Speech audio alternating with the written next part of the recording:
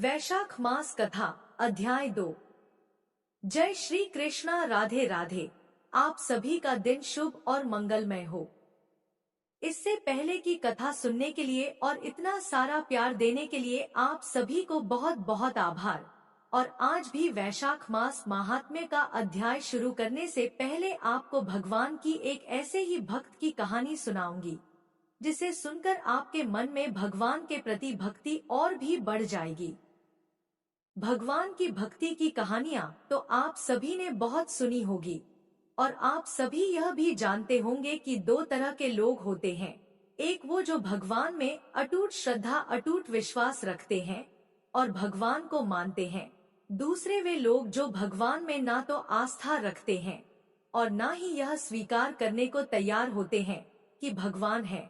यानी कि दो तरह के लोग होते हैं, एक आस्तिक जो भगवान को मानते हैं और दूसरे नास्तिक जो भगवान को बिल्कुल भी नहीं मानते। अब भगवान के प्रति जिसके मन में भक्ति होती है, भगवान तो अपने ऐसे भक्तों की हमेशा सुनते हैं।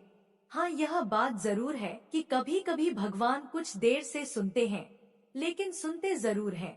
और देर से सुनने के पीछे भी कारण यही होता है कि सभी को अपने अपने जो भी कर्म है, चाहे वह इस जन्म के हो या पूर्व जन्म के हो, जरूर भुगतने होते हैं। अगर पूर्व जन्म में हमने बहुत पाप किए हो और इस जन्म में हम केवल भगवान में ही रमे हुए हो, अर्थात भगवान की ही भक्ति कर रहे हो, इस जन्म में हमने कोई पाप ही नहीं किए हो, तब भी हमें इस जन्म में अपने पूर्व जन्म के पापों का फल भोगना पड़ेगा। और भगवान भी जब तक हमारे पाप पुण्य का हिसाब किताब बराबर नहीं हो जाता, तब तक अपनी कृपा करते ही नहीं है।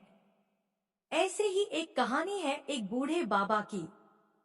एक बूढ़े बाबा जो अपने पूरे जीवन भर सिर्फ राम नाम जपते रहे, भगवान की भक्ति करते रहे, और अब वे बूढ़े हो चुके थे। सिर्फ बूढ़े ही नहीं हुए थे, बल्कि इतने कमजोर हो चुके थे कि अब वह बिना किसी की सहायता के अपनी जगह से हिल डुल भी नहीं सकते थे, उठ भी नहीं सकते थे। ऐसी स्थिति में भी उन्होंने अपने मुंह से राम नाम को अपने से अलग नहीं होने दिया। कष्ट चाहे कितना भी था, बुढ़ापा उन्हें चाहे कितना भी सता रहा था, लेकिन उनके मन में राम नाम और हृदय में भक्ति बराबर जगी हुई थी। सारा दिन बिस्तर पर पड़े पड़े वह बूढ़े बाबा बस राम नाम जपते रहते, और राम नाम लेने के कारण उन्हें अपनी तकलीफों को बर्दाश्त करने की शक्ति भी मिल रही थी। वह बूढ़े बाबा इतने कमजोर हो गए थे, इतने निःशक्त हो गए थे कि अपने नित्य कर्म भी वे अकेले उठकर नहीं कर सकते थे। उनके परिवार में उनके दो बेटे भी थे, तो वे ही उनके नित्य कर्म करने में उनकी सहायता किया करते थे। जब बीमारी और बुढ़ापे के कारण बूढ़े बाबा बिस्तर से लग गए, तब शुरुआत में तो उनके वे दोनों बेटे बिना कुछ कहे खुद ही अपने बूढ़े पिता की सहायता कर दिया करते थे। फिर धीरे धीरे यह हुआ कि जब उनके पिता उन्हें आवाज लगाकर बुलाते तब वे आते। फिर धीरे धीरे यह होने लगा कि कई आवाजें लगाने के बाद वे उनकी सहायता करने के लिए आते। इस प्रकार जैसे तैसे समय बीतता गया, और अब तो वे 4-5 बार आवाज लगाने के बाद भी बड़ी मुश्किल से आते, और यहाँ तक कि कभी कभी रात के समय बूढ़े बाबा को उनकी सहायता की आवश्यकता होती तो वे बुलाने पर भी नहीं आते।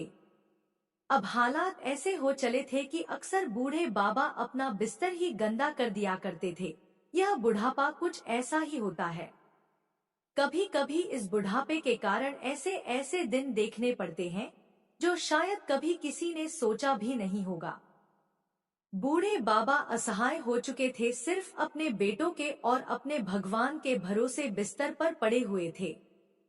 आवाज लगाते लगाते बूढ़े बाबा का गला सूख जाया करता, और जब तक उनके बेटों से उन्हें सहायता नहीं मिलती तब तक वे ऐसे ही गंदे बिस्तर में पड़े रहते। बुढ़ापा और कमजोरी बढ़ती जा रही थी। बूढ़े बाबा की नजरें भी अब कमजोर हो चुकी थी। इतनी बदहाली में भी बूढ़े बाबा ने अगर किसी का साथ नहीं छोड़ा था तो वो था राम नाम का जाप। मन में हर समय और होठों पर हर समय सिर्फ राम नाम बसा रहता था। एक दिन की बात है, बूढ़े बाबा को शौच करना था। अक्सर बिस्तर गंदा हुआ देखकर उनके बेटे भी उन्हें डांटने फटकारने लगते थे। एक दिन की बात है, बूढ़े बाबा को शौच जाना था, तो उन्होंने किसी प्रकार हिम्मत करके किसी तरह अपने बेटों को आवाज लगाई। आवाज लगाते ही अगले ही पल किसी ने उनका हाथ बड़ी कोमलता से पकड़ लिया और उन्हें बड़े आराम से नित्य कर्म करवाकर उनके बिस्तर पर लिटा भी दिया। बूढ़े बाबा की नजरें बहुत कमजोर हो चुकी थी। उन्हें यह भी नहीं दिखाई देता था कि सामने जो उनकी मदद कर रहा है वह उनका कौन सा बेटा है, और कानों ने भी अब साथ छोड़ दिया था, उन्हें सुनाई भी बहुत कम पड़ता था। उस दिन बूढ़े बाबा को बड़ा आराम मिला। अब तो हर दिन का यह काम हो गया कि जब भी बूढ़े बाबा आवाज लगाते, अगले ही पल उनकी सहायता करने के लिए कोई आ जाता और उनके सारे काम कराकर वहां से चुपचाप चला भी जाता।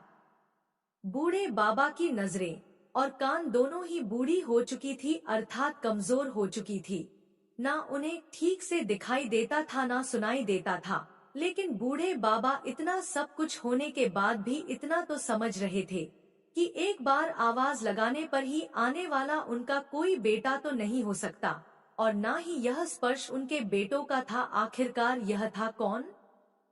फिर एक दिन जब बूढ़े बाबा ने अपने नित्य कर्म करने के लिए अपने बेटों से सहायता मांगी, तो अगले पल फिर से वही मुलायम हाथों वाला स्पर्श उन्हें महसूस हुआ। सारा काम खत्म करने के बाद बूढ़े बाबा ने आखिरकार उस व्यक्ति का हाथ पकड़ लिया और उससे पूछा, बताओ तुम हो कौन? आज मुझे सच सच बताओ, तुम कौन हो? क्यों मेरी सहायता करते हो? क्योंकि तुम मेरे बेटे तो नहीं हो सकते। बूढ़े बाबा के सवाल के साथ ही अचानक उनके कमरे में बहुत तेज रोशनी हुई और प्रभु ने अपने दिव्य अवतार में वहां बूढ़े बाबा को दर्शन दिए। कहाँ तो कमजोर आंखों से बूढ़े बाबा को किसी भी चीज को देख पाना बड़ा मुश्किल था, और वहीं वह बूढ़े बाबा भगवान के दिव्य रूप को स्पष्ट रूप से पूरी तरह से प्रत्यक्ष देखने में समर्थ हो गए। जिन भगवान का नाम वह पूरे जीवन भर लेते रहे, वही आज उनके सामने खड़े हुए थे। यह देखकर बूढ़े बाबा उनके चरणों में गिर पड़े। भगवान के स्पर्श से उनके शरीर में शक्ति आ गई थी, ताकत आ गई थी। चरणों में गिरकर उनके चरण पकड़कर वह बूढ़े बाबा बोले, प्रभु मैं तो धन्य हो गया जो आपने मुझे साक्षात दर्शन दे दिए, लेकिन प्रभु मैं बहुत शर्मिंदा हूँ, क्योंकि मैंने आपसे हर दिन अपने नित्य कर्म करवाए, यहाँ तक कि कई बार आपने मेरा गंदा बिस्तर तक साफ किया। बूढ़े बाबा ने कहा, प्रभु मुझे क्षमा कर दीजिए। भगवान बूढ़े बाबा का हाथ थाम कर बोले, मेरे लिए सारे काम एक जैसे हैं। अगर वह काम मुझे अपने भक्तों के लिए करने पड़े तो मुझे यह काम करने में बड़ी खुशी मिलती है। बूढ़े बाबा ने हाथ जोड़कर भगवान से कहा, प्रभु आप यह सब करने के बजाय मुझे मुक्त क्यों नहीं कर देते? ना आपको रोज रोज मुझे नित्य कर्म करवाने के लिए आना पड़ेगा, और ना ही मैं इस तरह लाचार बेबस बस बिस्तर पर पड़ा रहूंगा। बूढ़े बाबा ने कहा, प्रभु क्या आपके दर्शन मात्र से मेरी मुक्ति संभव नहीं है? तब भगवान बोले कि यह सब प्रारब्ध के कारण है, क्योंकि तुम्हारा प्रारब्ध बहुत कठिन है। तुमने पूर्व जन्म में ऐसे ऐसे कर्म किए हैं जिसके कारण इस जन्म में इतनी जल्दी उनसे मुक्त हो पाना संभव नहीं है। अगर तुम्हारे पूर्व जन्म में पुण्य अधिक होते तो मेरे दर्शन मात्र से आज तुम मुक्त हो जाते। मैं चाहूँ तो तुम्हें अभी अभी मुक्त कर सकता हूँ, लेकिन फिर होगा यह कि अगले जन्म में तुम्हें फिर से प्रारब्ध भोगने के लिए आना पड़ेगा। इसलिए मैं तुम्हें खुद तुम्हारे पूर्व जन्म के सभी पापों से मुक्त करवाने के लिए इस समय सहायता कर रहा हूँ। ऐसा कहकर भगवान वही अंतर्ध्यान हो गए। फिर कुछ महीने इसी प्रकार तकलीफें झेलने के बाद आखिरकार उन बूढ़े बाबा को मुक्ति मिल गई। तो यह थी आज की कहानी। अब सुनिए आज का अध्याय। नारद जी कहते हैं कि एक समय विदेह राज जनक के घर दोपहर के समय श्रुतदेव नाम से विख्यात एक श्रेष्ठ मुनि पधारे, जो सभी वेदों के ज्ञाता थे। उन्हें देखकर राजा बड़े उल्लास के साथ उठकर खड़े हो गए और मधुपर्क आदि सामग्रियों से उनकी विधि पूर्वक पूजा करके राजा ने उनके चरणों तक को अपने मस्तक पर धारण किया। इस प्रकार स्वागत सत्कार करने के बाद जब वे आसन पर विराजमान हुए तब विदेह राज के प्रश्न के अनुसार बैशाख मास के महात्म्य का वर्णन करते हुए इस प्रकार कहने लगे।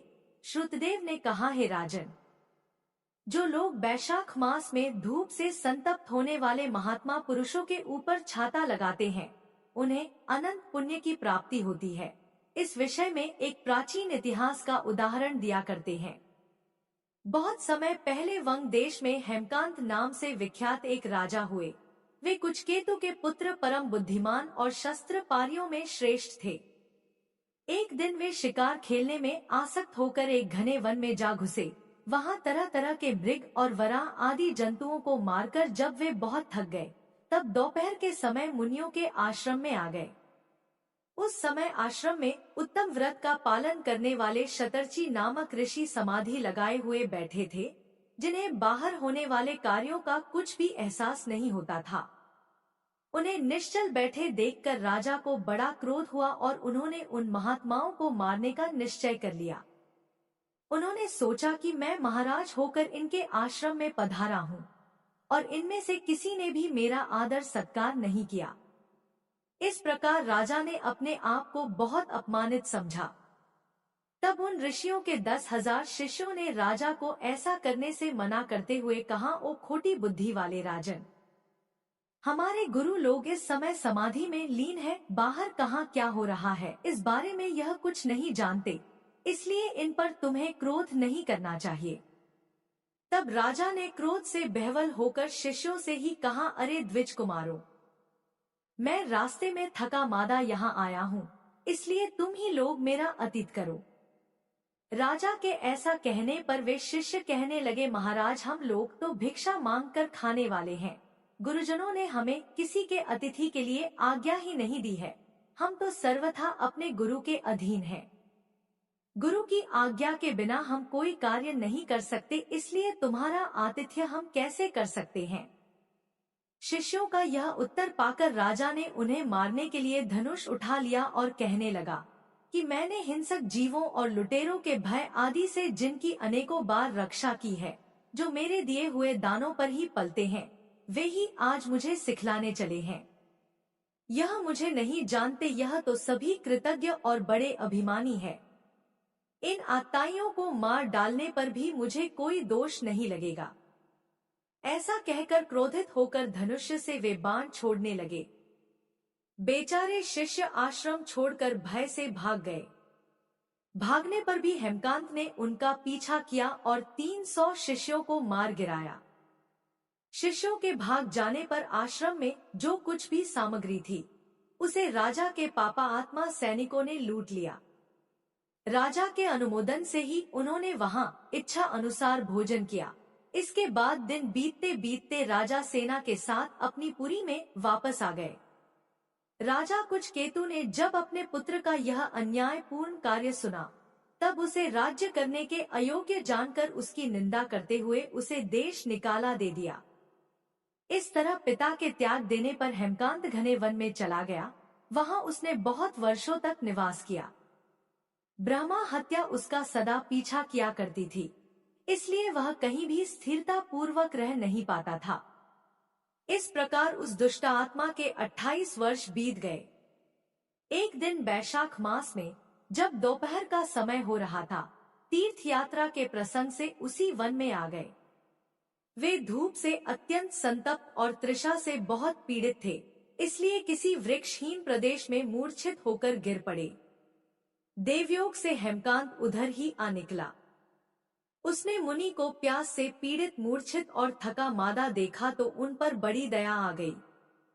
उसने पलाश के पत्तों से छत्र बनाकर उनके ऊपर आती हुई धूप को रोक दिया और वह स्वयं मुनि के मस्तक पर छाता लगाए हुए खड़ा हो गया और तुम्बी में रखा हुआ जल उनके मुंह में डालने लगा। इस उपचार से मुनि को होश आ गया और उन्होंने छतरी को दिए हुए पत्ते के छाते को लेकर अपनी व्याकुलता दूर की। उनकी इंद्रियों में कुछ कुछ शक्ति आई और वे धीरे धीरे चलते हुए किसी गांव में पहुंच गए। उस पुण्य के प्रभाव से हेमकांत की 300 ब्रह्मा हत्याएं नष्ट हो गई, जो उसने उस आश्रम में शिष्यों को मारकर अर्जित की थी। उसी समय यमराज के दूत हेमकांत को लेने के लिए वन में आए। उन्होंने उसके प्राण लेने के लिए उसमें संग्रहणी रोग पैदा कर दिया। उस समय प्राण छूटने की पीड़ा से छटपटाते हुए हेमकांत ने 3 अत्यंत भयंकर यमदूतों को देखा, जिनके बाल ऊपर की ओर उठे हुए थे। उस समय अपने कर्मों को नम याद करके वह मौन हो गया। छत्र दान के प्रभाव से उसको भगवान विष्णु का स्मरण हो आया। उसके स्मरण करने पर भगवान महाविष्णु ने विश्वक्सेन से कहा कि तुम शीघ्र जाओ, यमदूतों को रोको और हेम की रक्षा करो। अब वह निष्पाप होकर मेरा परम भक्त हो गया है। उसे नगर में ले जाकर उसके पिता को सौंप दो। साथ ही मेरे कहने से कुछ केतु को यह भी समझाना कि तुम्हारे पुत्र ने अपराधी होने पर भी वैशाख मास में छत्र दान करके एक मुनि की रक्षा की है, इसलिए अब वह पाप रहित हो गया है। इस पुण्य के प्रभाव से वह मन और इंद्रियों को अपने वश में रखने वाला दीर्घायु, शूर और उदारता आदि गुणों से युक्त और तुम्हारे समान ही गुणवान हो गया है। इसलिए हे राजन, अपने इस महाबली पुत्र को तुम राज्य का भार संभालने के लिए नियुक्त कर दो। भगवान विष्णु ने तुम्हें ऐसी ही आज्ञा दी है। इस प्रकार राजा को आदेश देकर हेमकांत को उनके अधीन करके फिर यहाँ वापस लौट आओ। भगवान विष्णु का यह आदेश पाकर महाबली विश्वक्सेन ने हेमकांत के पास आकर यमदूतों को रोका और अपने कल्याणमयी सब अंगों में स्पर्श किया। भगवत भक्त के स्पर्श से हेमकांत के सारे रोग क्षण भर में ही दूर हो गए। इसके बाद विश्वक्सेन उसके साथ राजापुरी में गए। उन्हें देखकर महाराज कुशकेतु ने आश्चर्य युक्त की होकर भक्ति पूर्वक मस्तक झुकाकर पृथ्वी पर साष्टांग प्रणाम किया और भगवान के पार्षद का अपने घर में प्रवेश कराया। वहां तरह तरह के स्तोत्र से इनकी स्तुति और वैभव से उनका पूजन किया। इसके बाद महाबली विश्वक्सेन ने अत्यंत प्रसन्न होकर राजा को हेमकांत के विषय में भगवान विष्णु ने जो भी संदेश दिया था वह सब यथा अनुसार कह सुनाया। उसे सुनकर कुछ केतु ने पुत्र को राज्य पर बिठा दिया और खुद विश्वक्सेन की आज्ञा लेकर पत्नी सहित वन को प्रस्थान कर दिया। इसके बाद महामना विश्वक्सेन हेमकांत से पूछकर और उसकी प्रशंसा करके श्वेत द्वीप में भगवान विष्णु के समीप चले गए। तभी से राजा हेमकांत वैशाख मास में बताए हुए भगवान की प्रसन्नता को बढ़ाने वाले शुभ धर्मों का प्रतिवर्ष पालन करने लगे। वे ब्राह्मण भक्त, धर्मनिष्ठ, शांत, जितेंद्रिय, सभी प्राणियों के प्रति दयालु और संपूर्ण यज्ञों की दीक्षा में स्थित रहकर सभी प्रकार की संपदाओं से संपन्न हो गए। उन्होंने पुत्र पौत्र आदि के साथ सभी भोगों का उपभोग करके अंत में भगवान विष्णु का लोक प्राप्त कर लिया। वैशाख सुख से साध्य अतिशय पुण्य प्रदान करने वाला है। पाप रूपी ईंधन को अग्नि की तरह जलाने वाला परम सुलभ तथा धर्म, अर्थ, काम, मोक्ष चारों पुरुषार्थ को देने वाला है। जय श्री कृष्णा। राधे राधे। आज का अध्याय यहीं पर समाप्त हुआ। अब आइए श्रवण करते हैं वैशाख मास में सुनी जाने वाली बांदरी की कहानी। एक राजा था। वह वैशाख माह में प्रतिदिन ब्रह्मा मुहूर्त में उठकर गंगा जी में स्नान करता था। राजा का आदेश था कि मुझसे पहले गंगा जी में कोई भी स्नान नहीं करेगा। जब राजा गंगा जी में स्नान करने जाता तो उन्हें प्रतिदिन शांत जल के बजाय हलचल युक्त जल दिखाई देता था। इससे राजा को संदेह होता था कि निश्चय ही मुझसे पहले कोई गंगा जी में स्नान करता है। इसलिए राजा ने नदी के तट पर पहरेदार बिठा दिए। गंगा जी के तट पर एक वृक्ष था जिस पर एक बंदरिया रहती थी। वह प्रतिदिन राजा के स्नान करने से पूर्व स्नान करके वृक्ष पर चढ़कर बैठ जाती थी। इस प्रकार पूरा वैशाख माह व्यतीत हो गया, किंतु अंतिम दिन राजा के सिपाही ने उसे देख लिया और बंदरिया को पकड़कर राजा के पास ले गए। उन्होंने कहा कि यह बंदरिया आपसे पूर्व प्रतिदिन गंगा जी में स्नान करती है। राजा की प्रतिज्ञा थी कि यदि कोई भी स्त्री मुझसे पूर्व स्नान करती होगी तो मैं उससे विवाह कर लूंगा। इसलिए राजा को बंदरी से विवाह करना पड़ा। वैशाख स्नान के पुण्य से बंदरी के गर्भ ठहर गया। 9 मास पूर्ण होने पर बंदरी ने राजा से पूछा कि शिशु जन्म के समय मुझे क्या करना चाहिए। तब राजा ने महल में एक घंटी लगवा दी और बंदरी से कहा कि जब तुम्हें दर्द हो तो उसे बजा देना, मैं संपूर्ण प्रबंध कर दूंगा। राजा की अन्य रानियां भी थी, जिनकी कोई संतान नहीं थी। बंदरी को गर्भ है, यह समाचार जानकर अन्य रानियां मन ही मन बंदरी से ईर्ष्या करने लगी और भावी संतान का नाश करने हेतु विभिन्न योजनाएं बनाने लगी। घंटी लगी देखकर एक रानी ने बंदरी से इसका कारण पूछा। बंदरी ने संपूर्ण वृतांत बता दिया। रानी ने उसे बहकाया कि एक बार घंटी बजाकर तो देख ले कि राजा आते हैं या नहीं। बंदरी ने घंटी बजाई तो राजा दौड़े दौड़े महल में आए और घंटी बजाने का कारण पूछा। बंदरी ने उत्तर दिया कि मैंने तो रानियों के कहने पर घंटी बजाई थी। तब रानियों ने राजा से कहा कि यह तो पशु है और न जाने कितनी बार घंटी बजाएगी। इस प्रकार कहकर उन्होंने घंटी को हटवा दिया। कुछ दिनों बाद जब बंदरी के शिशु जन्म का समय आया, उसने अन्य रानियों से पूछा कि मैं क्या करूं। तब रानी ने कहा कि तुम आंखों पर पट्टी बांधकर सो जाओ। बंदरी के वैशाख माह के स्नान के पुण्य प्रताप से एक सुंदर पुत्र हुआ। शिशु के जन्म होते ही उसके रोने से पूर्व ही रानियों ने उसे एक टोकरी में रखकर दासी को दे दिया और आदेश दिया कि इसे नदी में बहा कर आओ। उस शिशु के स्थान पर एक पत्थर रख दिया और राजा को कहलवा दिया कि बंदरी ने एक पत्थर को जन्म दिया। राजा ने सुना तो उन्होंने संतोष कर लिया कि जब दूसरी रानियों के संतान नहीं है, तो यह तो बंदरी है, इसके क्या संतान होगी। उधर दासी ने उस सुंदर शिशु को नदी में न बहाकर कुम्हार के खंडहर में रख दिया। दूसरे दिन कुम्हार और कुम्हारिन खंडहर में आए तो वहां एक सुंदर शिशु को रोते हुए देखा। कुम्हार और कुम्हारिन भी निसंतान थे। उन्होंने उस शिशु को अपने लिए भेजी गई भगवान की भेंट माना और बड़े प्रेम से शिशु का पालन पोषण करने लगे।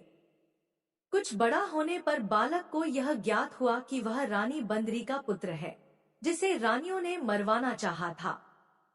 एक दिन वह कुम्हार के बनाए हुए मिट्टी के हाथी और घोड़े लेकर पनघट पर गया। दासियों को देखकर कहने लगा कि आओ रे मेरे मिट्टी के हाथी और घोड़े पानी पियो। जब दासियों ने यह बात सुनी तो वे हंसने लगी और बोली, अरे मूर्ख, कभी मिट्टी के हाथी घोड़े भी पानी पीते हैं क्या? इस पर बालक ने कहा कि कभी बंदरी के भी पत्थर जन्म लेता है क्या? उस बालक की यह बात दासियों ने जाकर महल में कही। तब रानियों ने दूसरे दिन विष मिलाकर लड्डू भेज दिए। ईश्वर की कृपा से लड्डू गोंद और बादाम के हो गए और उन लड्डू को खाने से उस लड़के की मृत्यु नहीं हुई। यह समाचार दासी ने रानी को बताया और रानी ने राजा से कहकर कुम्हार को देश से निकालवा दिया। कुम्हार वन में रहने लगा। तत्पश्चात अगले वर्ष चैत्र माह में माता गणगौर के पूजन का दिन आया तो बंदरी का पुत्र 108 करवे और 108 गोली लेकर तथा घड़े में पानी भरकर बगीचे के बाहर बैठ गया। उधर राजा की और साहूकार की पुत्रियां गणगौर बनाने के लिए मिट्टी लेने आईं और बगीचे में खेलने और झूलने लगी। कुछ समय बाद उन्हें प्यास लगी, तब उन्होंने बंदरी के पुत्र से जल पिलाने के लिए कहा। उस बालक ने उत्तर दिया कि मेरे पास एक गोली है, उसे खाते जाओ और मेरी चारों ओर फेरे लगाती जाओ, तब मैं तुम्हें जल पिलाऊंगा। पहले तो कन्याओं ने मना किया, किंतु प्यास तीव्र होने के कारण मान गईं। इस प्रकार गोली खाने और उस युवक के साथ फेरे लेने से वह गर्भवती हो गई। बाद में जब उनके माता पिता को यह ज्ञात हुआ तो वे सभी कुम्हार के पास आए और संपूर्ण वृतांत सुनाया तथा कहा कि तेरे पुत्र ने हमारी कन्याओं से विवाह किया है, अब तुम्हें इन्हें अपने पास रखना होगा। कुम्हार ने निर्धन होने के कारण असमर्थता व्यक्त की। 2 कन्याओं के माता पिता ने बहुत सारा धन देकर अपनी कन्याओं को कुम्हार के घर विदा किया। कुम्हार के घर 108 बहुएं आ गईं और कालांतर में उनके 108 पोते हो गए। कुम्हार ने समस्त नगरी को भोजन हेतु निमंत्रण दिया और राजा को भी बुलवा लिया। राजा के यहाँ से रानी बंदरी के अतिरिक्त सब भोजन हेतु पधारे। तब राजकुमार राजा की आज्ञा लेकर बंदरी को लेने रथ पालकी लेकर गया और उसे लाकर सभा में सबसे ऊंचे स्वर्ण आसन पर बिठाया। राजकुमार ने अपनी सभी पत्नियों को समझा दिया था कि बंदरी मुझे जन्म देने वाली माता है। एक एक बहू रानी बंदरी के चरण स्पर्श करती गई और एक एक सोने का सिक्का और पोते को गोद में देती गई। जब राजा और अन्य रानियों ने यह सब देखा तो कुम्हार के पुत्र से इसका कारण पूछा। रानियों को संदेह होने लगा कि यह अवश्य ही बंदरी का पुत्र है। इसलिए रानी और रुठकर राजा को कहने लगी कि कुम्हार के पुत्र ने हमारा अपमान किया है और बंदरी का सम्मान किया है, अतः हम लौट कर जा रही हैं। इधर राजा को पुत्र के जन्म का संपूर्ण रहस्य ज्ञात हो गया था, इसलिए उन्होंने रानियों को देश से निकाल दिया और अपनी सभी पुत्रवधू एवं पोतों को लेकर महल में आए। राजकुमार का राजतिलक हुआ। कुम्हार और कुम्हारिन को राजकुमार ने महल में रहने के लिए निवेदन किया, किंतु वे नहीं माने। तब राजा ने उन्हें ढेर सारा धन दिया। वैशाख स्नान का इतना महत्व है तो सबको वैशाख स्नान करना चाहिए। बंदरी ने वैशाख स्नान किया तो उसे राजा का राज्य, पुत्र, बहुएं आदि प्राप्त हुए। ईश्वर जैसे बंदरी को पुण्य मिला, इस प्रकार हमें भी पुण्य देना चाहिए। जय श्री कृष्णा। अगर वीडियो पसंद आई तो हमारे चैनल को सब्सक्राइब करें। धन्यवाद।